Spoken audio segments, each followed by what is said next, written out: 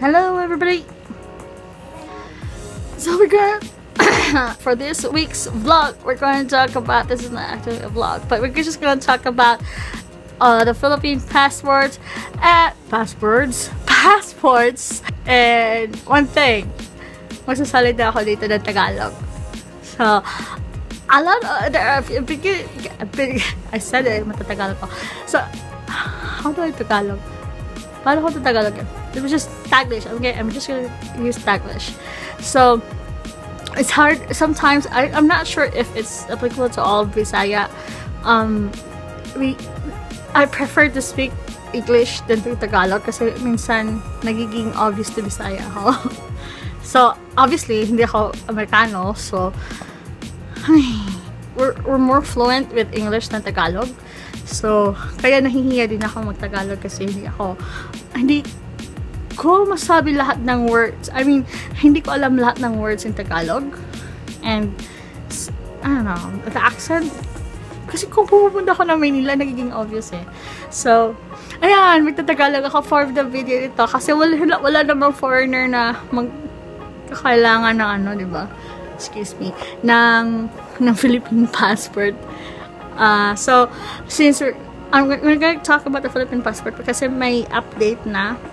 Oh wait, I thought Oppo was going to give me something. And Cheryl, give me an F5. I have a friend from Oppo. That's why I saw Rocco. Cheryl. Okay, I've actually written up what we're going to talk about because I write all things that we should talk about for the following months and where should I go. So pasensya na, I'm not summer, I'm just at home, it's rainy season, plus may ubo po ako. I'm not feeling well, but hindi pa naman po ako nilalagnat, pero maginaw lang po talaga dito kasi naka-aircon. Tsaka umuulan para naman ma-feel natin yung snow. Kahit wala tayong snow. Ay, thank you Jeff, this is from Jess, kaya parang nasa Canada ako. Canada. Kasi si Jeff, nasa Canada siya. Nakita niyo na sana, nakita nata dito. Binigay niya sa akin ng jacket na to. See? Ay! Never mind. So, binigay niya na jacket. Binigay niya. Sige, what's wrong with my Tagalog? So, binigay niya sa akin na jacket na to nung umuwi siya. And he knows that I like boy stuff. I like boys and I like boy stuff. I'm a boyish kasi. Kaya, ayun, minila niya ako ng jacket. Kahit mainit dito sa Pilipinas. Okay, passport, Q&A. Oh, dito na, ilang pages to? Tatlo. Oh, tatlo, ha? Okay, let's talk about, I think, the Philippine passports na. I have to open pa kasi yung may mga question kasi sa video na I'll get to it. Okay, so first the video na release ko, if you haven't watched that one, I'll put the link down below or put it pop-up right here. Is it? So if you haven't watched, if you want to know how the processing goes when getting or renewing the passport, just go there and watch the video if you want to see how it works in real life. Kasi when I renewed my passport, I did that, I took the video and then yeah, made that vlog for you guys so you'll be able to really feel how it goes. Kasi minsan, kung pareho kayo sa akin, gusto ko muna makita anong mangyayari bago ko papasukan yun. So, kasi minsan we're not really that confident. That's why I make travel guides. I do first time flying guides. Kasi alam ko yung feeling na hindi ka confident or hindi ka sure kung paano gawin o paano pumunta. Kaya na first time flying guide, hindi mo alam kung saan ka papasok, paano gawin, paano mag-check-in, paano sumakay ng aeroplano, saan mo mahanap yung seat mo. And if you haven't watched my previous, my vlog last week, please, I'll place the link down below, or I'm gonna pop it here. Yun ang purpose sa video na yon, para makita nyo kung in real life, kung kayo na at least may idea na kayo kung paano gawin mag-renew ng passport. I didn't have the first passport thing yet kasi yung pamangkin ko yung pag-asa ng aking video na yon. Ang weird ng Tagalog ko. Okay. Ang mapamangkin ko lang ang pag-asa ng aking kinabukasan doon. Weird. Okay. So, my niece didn't cut their passports yet. I don't think they have a plan yet. But I was trying to push their father to get them one. Kasi naman, dapat habang mas bata pa tayo, kumukuha na. Kasi kagaya ko, ang dali-dali na.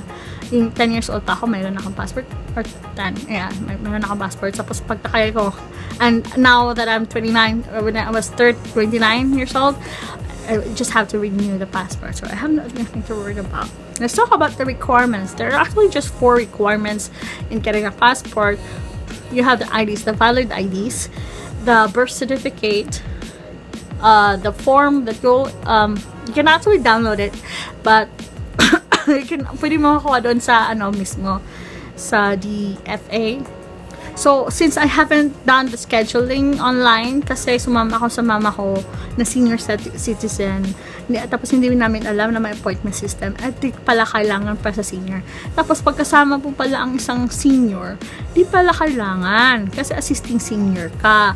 So kung may lola at lola kayo, kung may parents nyo, senior na, basama na lang kayo. O kaya, isama ninyo. May pa rin yun din. Kasi, no need to have an appointment, to go for the appointment system online. So, yun. So, a form, you can get it from the DFA itself when you get there. I think there's also a download version. So, you can print it and then fill it. So, ayun, then your cash. So, valid IDs. What are the valid IDs? Anything na plastic, I'm gonna show you. So, anything nga, yung official talaga na IDs ngayon. I've got here my Philippine Post. Ang pangit ko kasi dito, so wag niyo na lang tignan yung mukha ko. So, PhilPost ID, yung plastic ba? Hindi na yung laminated. Gusto nila yung mga laminated para official. Tsaka, dito kasi, pag magpapagawa ka ng ganito, kailangan ng DTI. Nag-try ko kasi ako, ilang taon ba? 3 years ago. Kasi I attempted to make my own business. But then, my friends and I decided not to push through. So, that's what happened. But anyway, I tried to make an ID for us. Para naman may gagamit kami for us. Though, there's just 3 of us for our company. Supposedly. So they need a DTI. Yung sa amin. Tsaka DTI tsaka business permit. Kaya mahirap magpagawa ng ganon. So, ayan. So, kailangan nila ng gusto nila ng mga plastic. Kagaya ng SSID, digitized na, hindi na yung laminated ha. Yung driver's license, of course. GSIS card, PRC ID, IBP ID, OWA. Hindi ako makarelate ng ibang ID dito kasi I work from home. So, I don't have PRC kasi there's no licensee for IT. IT graduate kasi ako. So, there's also digitized BIR ID, Senior Citizen ID. So, yung ID ng mama ko, hindi naman yung plastic kasi yung laminated lang. Pero official naman. So, okay din yun pag sa senior. Hindi naman sila nag-worry masyado sa senior kasi. Unified Multipurpose ID at saka Voter's ID. Yung Voter's ID, ata ng mama ko plastic na. But, anyway, if it's from the government naman, I think they'll know what's official or not kasi may parang marka naman siguro at yun. For non-government IDs, you can have your old college ID, which I have. Alumni ID, which I don't, but I can get one. Old employee ID. So, keep your old employee IDs. Ako, sa akin nawala. I used to work for an office before, but it was a laminated ID, so, postal ID. Yung ID na pinakita ko sa inyo, postal ID yon o PhilPost ID. So, to make sure, to also bring some supporting documents na ikaw yun. Kasi, kagaya sa akin, yung passport ko na pinarenew is when I was 10 years old. 30 years old na ako ngayon. Paano nila malalaman na ako na, though, I know, I look the same, pero mataba na ako, tsaka lumaki na ako, naging gore na ako. Gore. Yung gore is yung gorilla. Matanda sa Bisaya yun. Gore. Actually, gorilla yung yung galing na word na yun. Anyway, so make sure to also to make sure na mas mapapadali yung ano mo na pag-process, pag-apply mo ng pagkuha or pag-renew ng passport mo. So, make sure na rin na magdala ka ng supporting documents kasi minsan, ang arte-arte minsan ng mga ano dyan. Joke lang po sa mga nagtatrabaho ng DFA. Talaga, yung sa akin, ano, may NSO birth certificate na ako. Tapos yung kaedad ko na birth certificate ko, na original, na kaedad ko, kinuha pa. Ang grabe naman, dalawa talaga. Tapos, tinatry ko talaga i-preserve yung kaedad ko na ano, na birth certificate para may remembrance naman ako, kasama ako sa buhay. Char. So, bring your supporting documents like NBI, police clearance, school yearbook. Yung pangalan ko sa school yearbook ko, mali. So, hindi ko na lang dinala. So, voter certification, elementary high school, form 137. Meron ako yan. Marriage contract, wala ako yan. Yun, yun ang mga supporting documents. Saka, yung birth certificate nyo, make sure that you have your NSO birth certificate. Sorry, itong puti na to, kurtina to. Sorry. Teka. Ang daldal ko pag matagalog mo. Okay. Hindi ko makita tayo. Okay.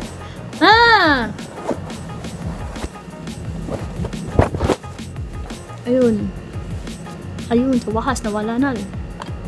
Okay, so, make sure yung birth certificate mo, hindi lang yung original, yung kagaya sa akin, nakaedad ko na birth certificate. Ang tawag doon, city birth certificate or whatever. Basta yung lumang-luma talaga na birth certificate mo. I've heard that during the 30th term, nag-require na talaga sila ng NSO birth certificate. Madali lang naman. Umorder ka na lang online. May website sa ang NSO doon. Online, or you can order your NSO birth certificate and they'll just mail it to you. Tapos yung charge, I think 300 something, but I'll put the price here para tama naman yung maibigay ko sa inyo. Nagiging matikas na ang Tagalog ko.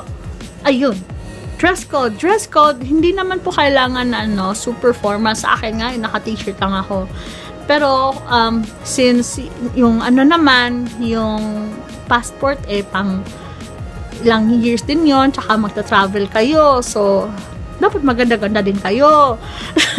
So, kagalang-kalang kayo tignan, huwag naman lang yung ganito, hindi naman kayo magaganito. If you can be a bit formal, kahit upper lang, go. T-shirt will be fine, pero huwag kayong mag-makeup kasi pinapapatanggal yung makeup. At saka yung earrings, I was there with ladies and gents, a couple of ladies and a gentleman. Pinatanggal sila kanina yung earrings. Yung lalaki, yung may ata siya dito din, may earrings din siya. Tapos yung mga babae, pinatanggal yung makeup. Para, kung ano talaga mukha mo, yun, hindi yung makeup. Gumanda lang dahil sa makeup. So, yeah, no jewelry. Yung contact lens, tanggalin nyo lang po kasi para yung tunay na kulay na talaga ang lumantad sa inyong passport. Yan po. Ganito po talaga ako sa totoong buhay. How many days? Ang dami na itanong nito. Yung uncle ko, OFW, pwede bang maging ilang araw lang hindi po ako nagtatrabaho sa DFA? Paano ta? Kailangan ko nang umalis. Hindi pa ako taga DFA. Hindi ko po alam. Pero, ito po yung alam ko. Pag regular yung passport nyo is 15 days, 15 working days. So, bale, 3 weeks. Kasi, working days. So, 5 working days naman in a week. So, 3 weeks, 15 days. Tapos, 950 yung babayaran nyo. So, yung 15 days naman, pag wala namang problema, kasi sa Manila ata gagawan. They'll make your passport in Manila. See? Hindi ko alam kung paano gamitin ng ibang word in Tagalog. They'll make your passport in Manila. So, if someone like me from Cebu who renewed their passport, tapos may problema sa weather, it will also depend on that. Kasi kung sabihin na naman, kung natapos naman talaga nila in 15 days, napadala nila in 15 days, tapos may problema sa weather, so, ayun. Medyo matatagalan talaga. So, at saka meron din iba, I think I've read also sa poster nila na, kasi pag may nag-picture ka ata, pinapabasa ka nila sa poster nila about on how long you'll be able to take or get your passport or claim it from them. There's a lot of situation that can hinder in getting your passports on time. So, you should understand naman kasi in some situation na, di ba? Hindi na may iba talagang pangyayari na hindi natin mapigilan. So, let's understand na lang. So, but if everything is good, you can actually get your passport on time in 15 days. So, for express, for those who are in a hurry, for yung mga tita-titas nila, kung ikaw mismo, kailangan ka lumabas agad, you have the other option of the 7 days. But I'm not sure why I put 10 days. Yeah. 7 to 10 days ata to. Yung express 7 to 10 days as far as I know. So it's for 1,200 pesos. So again, kahit express tapos may humarang sa pag-deliver, so wala tayong magawa dyan. Pag wala nang problema, di on time. Yung naman, yung pagbigay sa inyo ng, after nyo kasi mag-take ng picture, bibigyan kayo ng slip. Tapos yun, doon makalagay kung ang Bisaya ng term ko, doon nakalagay yung yung date na pwede, when kayo estimate date kung when nyo pwede makuha yung passport nyo.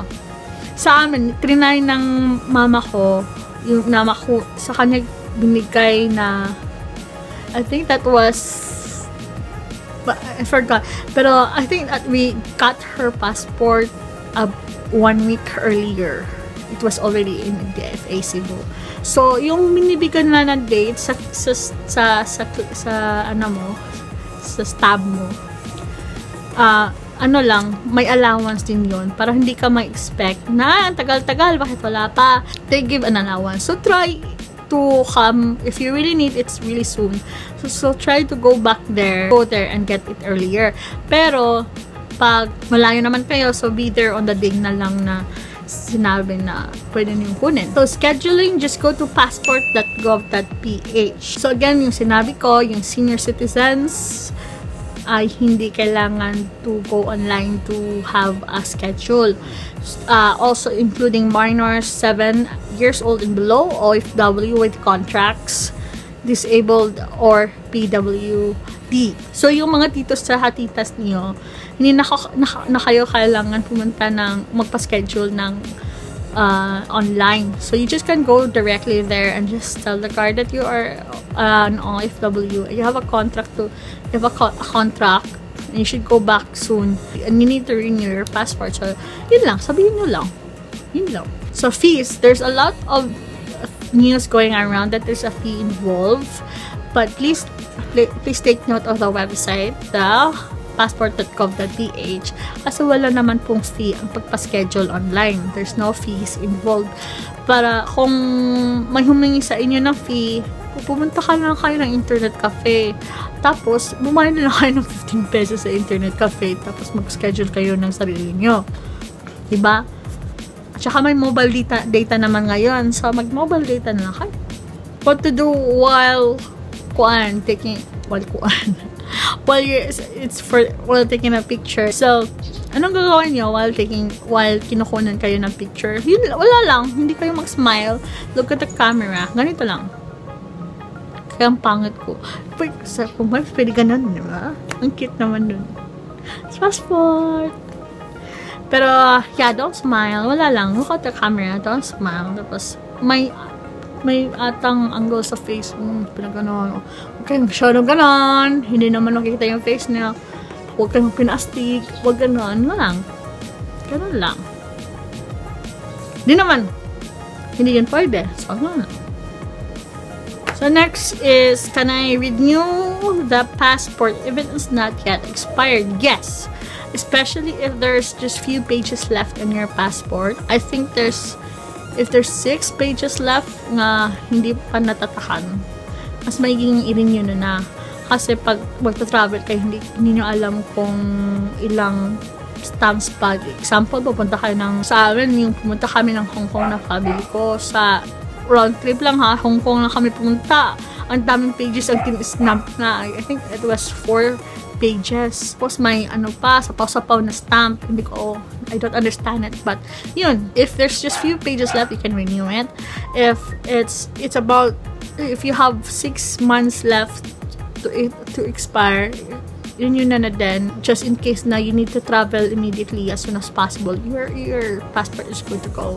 How many years is the validity? Ito, napakasaya ko.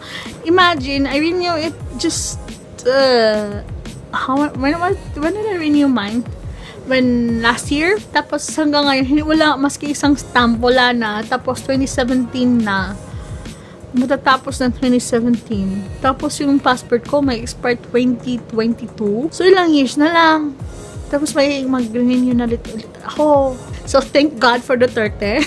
Thank you Duterte for doing this. For having our passport have 10 years validity. For persons 18 years old and above, you'll get a 10 years validity passport.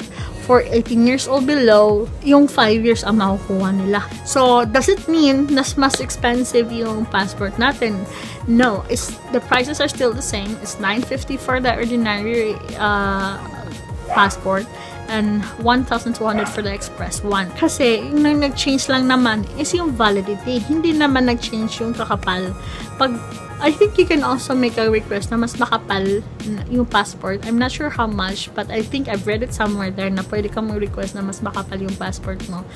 Kasi you travel a lot. Tapos valid passports. So, pag nawala yung valid na passport, hindi pa expired yung passports niyo, there's an additional fee of $350 for e-passports. So, yung babayaran nyo is $1,130 kasi $950 yung passport, tapos additional fee of the lost valid passport is $350. So, personal appearance is a must. Kasi pipicturean ka naman doon sa DFA. Hindi ka magsasubmit ng picture. Kailangan talaga ikaw yung mag-process sa passport mo. Hindi yung pamangkin mo, hindi yung nanay mo, hindi yung wife mo, anak mo, kundi ikaw. At ikaw lamang.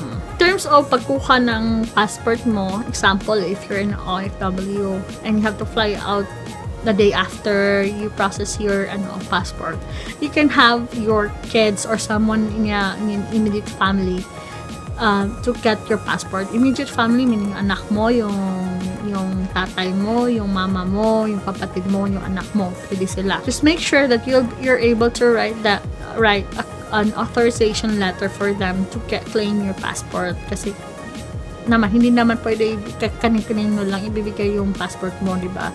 So, bigyan mo sila ng authorization letter. Make sure that you will be able to state their name and they'll be able to bring their own ID to verify that they're the person that is allowed to get your passport. So, doon naman sa mga hindi pa nakuha yung passport in 6 months, your passport will be automatically cancelled. So, kunin nyo agad. So, let's go to the Q&A. I actually have the blog post for what I've discussed here. Majority of what I've said here is actually on my website, on my blog. So, I'll be putting it down below this video where you'll be able to read all the valid IDs, all the details. Kasi minsan we need notes, so you can use that one as your notes. So if you have any questions, just feel free to comment it down below this video or there in my blog post. Rodel Balasabas, wala ba penalty if long expired na ang passport 3 years and up? He's asking if yung if na-expired na yung passport niya 3 years, more than 3 years, at saka hindi pa niya na-renew, wala bang fee? Wala po. Yung passport ko po ay expired na for 20 years. Wala pang charge sa akin. Tinignan lang ako ng lalaki. Ikaw ba talaga to? Kamukha ko naman yung nasa picture ng passport. So, kuya, ito ako po yan. Tumaba lang. Tumaba't lumaki lang kuya. Ako po yan. Yun lang. Tapos, punta siya sa YouTube. Sa video na yon na ginawa ko ng first on how to process your renewing your passport. Harvey, pila na ka-year if mag-renew ka ron, ma'am? Bisaya hadong. Harvey, 11 months ago, it was still 5 years, but right now it's 10 years na. So, hooray! So, Hi, lang unta ko, pila ka days bago nimo makuha ang renew na passport, pila ka days ang pinakadali. So, as I've mentioned, ang regular na pag-process kay kuan, kay Bisaya. So, I'll talk to you guys, I'll just talk in Bisaya para naman ma-appreciate ng mga Bisaya. Pila ka days mo makuha ang renew, makuha nimo ang imong regular passport in 15 days ang process niya. Pero ihatag na sa imo kay more than 15 days just to make sure nga to give allowance sa kuan kay usahay magud na ang delivery. Kabalo na ka sa delivery dito sa Pilipinas. Ya lang bugan. 'Di ba? So 15 days ang regular na processing. Kay kanang 15 days, 3 weeks man na kay 15 working days man. So 3 weeks na siya. So you can go there after 3 weeks. Harpy, hello, can I ask, may idea ka ba kung ilang months ang required before expiration para renew ang passport? At kung sakali, man naman rin ako, how many at makukuha ko ba agad? I think I've already answered this one na.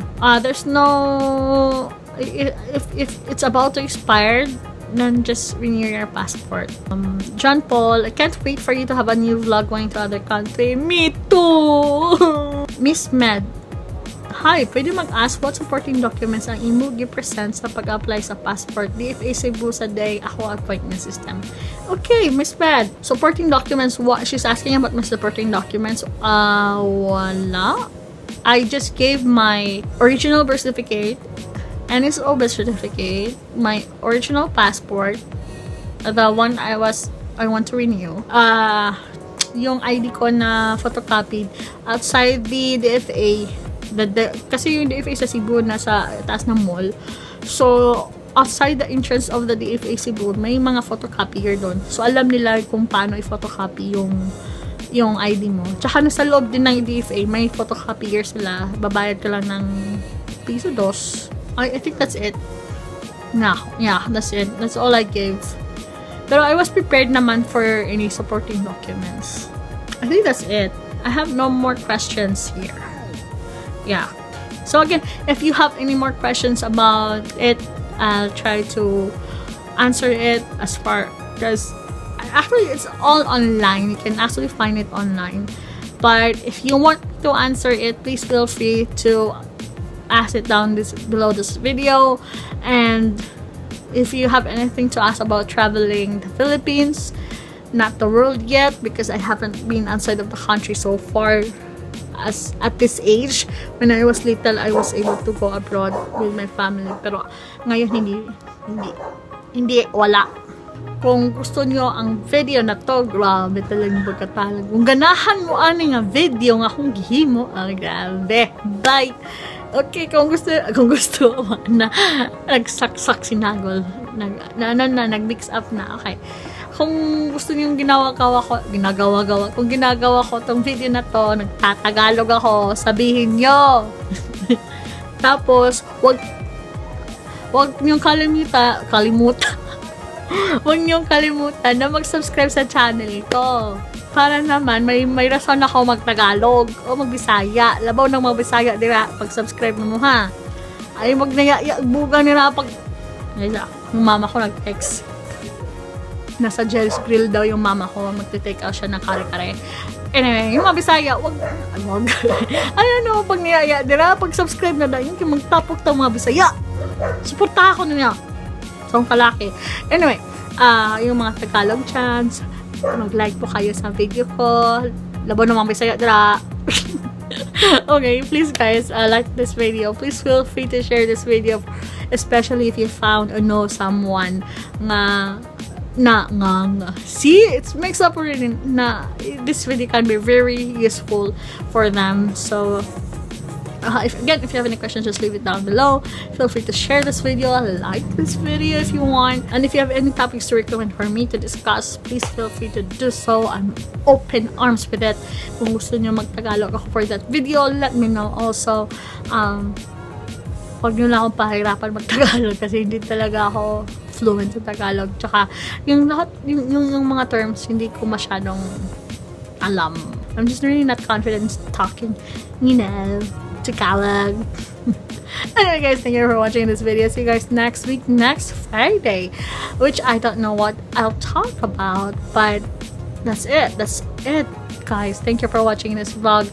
Thank you for supporting this channel. See you guys next week and have a great holiday. That's it guys. Bye. Bisaya. Cebuana. Kasi nakadungog ka ng kwan. Kasi nakadungog ka ng kay Kinchikita. Ano to? Kinchinita. Dong Cebuana. Sini. You. Nida Cebuana. Cebuana. Padala.